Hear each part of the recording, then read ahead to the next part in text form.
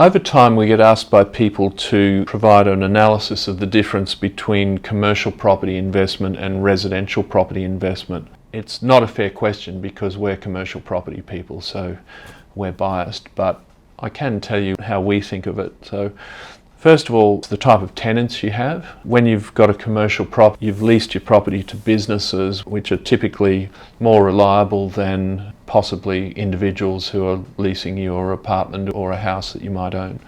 So businesses recognise that they have to keep the rent paid to stay in their premises, so it's one of the first things they'll typically pay during the process. The other thing that you get with commercial is significantly longer lease terms. A lot of residential leases are between 6-12 months, sometimes 2 years, but not very often.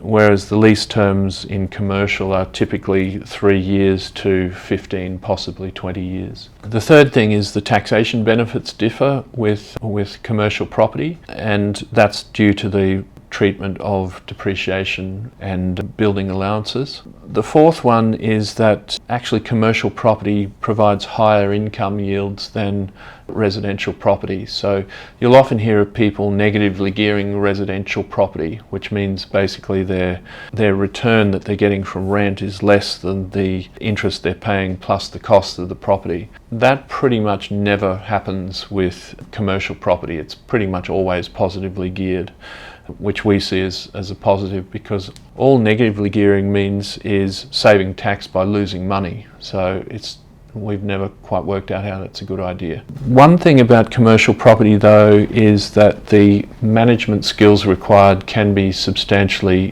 higher than in the residential space. There's so many things to do with the management of a commercial property that's probably one thing you should always check is your management. It's kind of like something that nobody ever really asks, but it's one of those crucial things.